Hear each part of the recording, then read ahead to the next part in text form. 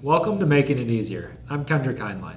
And I'm Regina Salmi. Today we're going to be talking about FaceTime as part of a series we're going to be doing on long-distance caregiving and how to care for your loved one even when you cannot be there.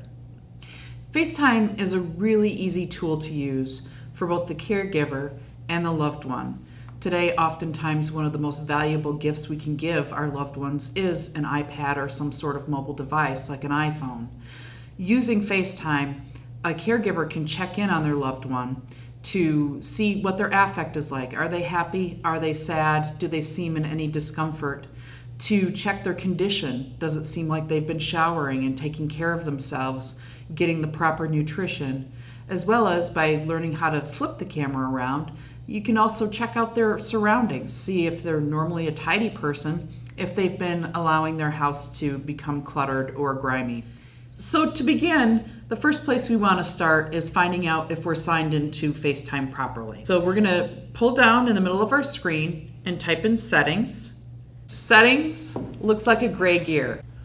Once you're in settings, you're going to want to scroll down to FaceTime. When you get to FaceTime, if the tab is grayed out, that means FaceTime isn't on. So you want to tap it and turn on FaceTime. Once FaceTime is on, it'll ask you for your Apple ID. So you're going to want to put in your email as well as your password if you don't already have that set up on your phone. If you already do, it'll simply turn green and show you your Apple ID and the other phone numbers as well as email addresses that can be used for FaceTime. After that, you're ready to use FaceTime. Now we want to make a FaceTime call. To begin, we can go about this a couple of ways. You can locate the FaceTime icon. It looks like a green square with the symbol of a movie camera in it. If you don't see it, you can also swipe down on the middle of your display to open the search bar and type FaceTime. Once we have the FaceTime screen up, you'll either see a list of several people that you've contacted previously who are capable of doing FaceTime with you, or you might not see anybody, and that's okay. In order to find the person that you want to FaceTime with, you just have to go to the upper right-hand corner with the blue plus sign and tap on it. And then that will open up an address box where you can type in the name of the person that you want to FaceTime. And I'm going to type in Kendrick because I want to check in with him today to see how he's doing. Once you tap on the name, the FaceTime call will begin to connect. It's going to give me the choice of audio or video, and of course I'm going to choose video because I want to see how Kendrick's doing. Hi Kendrick, how are you today? Doing well, Regina. How about yourself? Good. Did you have breakfast? I did. I took breakfast and my medications around 8 a.m. this morning. Excellent. Good. Do you have any plans today? Yeah, we're going to go out for lunch in a little bit, depending on what the weather does. Okay. And how are you feeling overall? Feeling really good. Feeling very good. Okay. Excellent. Can I see the room that you're in? Sure. All right. I'll show you the Christmas decorations that I'm going to be looking to put up. Okay, good. So when Regina asks to see the room, the way you go about that, next to the red X on your screen, there are 3 white dots. You're going to want to tap on those. That'll bring up the screen where you're able to flip your camera. To the right of the red X, there's a camera with arrows on it, and underneath it says flip.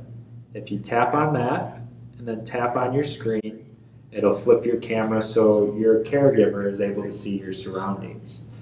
And the way this is, the reason this is so beneficial is because if normally the person's very tidy and you notice that their bed's not made or there's dishes in the sink, it can set off a red flag for you. Or if they said they put out decorations for the holidays and they haven't yet, you can maybe ask, why was that? Or what was the reasoning behind that? It's just a good way to check in, check their surroundings, and to make sure that everything's going okay.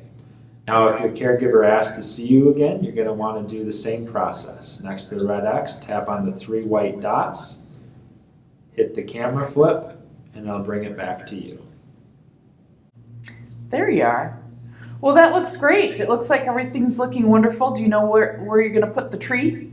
Yeah, I'm thinking I'm going to put it in the living room. Okay, excellent, good. So as a caregiver, I can also just kind of take note of how Kendrick's looking today. He's got his hair combed. He looks like he's shaved recently. His clothes are clean.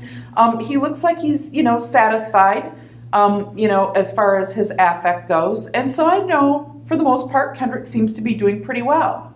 Now, if I had contacted him and his hair was messed up, or he hadn't shaved for a few days, or his clothes were messy, or looked dirty, then I know that perhaps it's time for someone to go have eyes on with Kendrick to make sure that he's doing all right. And that's how you make a FaceTime call. In order to end the call, all you do is simply tap on the red X. So thanks again for joining us today. In conclusion, FaceTime is a useful app for caregivers and older adults on how to check in and stay in touch with the people that you're caring for. Be sure to tune in for our next classes, which are going to be on what to do when you receive a new device, so that you're able to get the most out of your device and that you know how to access things on there and have all control of it. After that, we'll be doing another follow-up on long-distance caregiving, on apps that are useful if you are a long-distance caregiver or an older adult. So be sure to tune back in for that. I'm Kendrick Heinlein. And I'm Regina Salmi.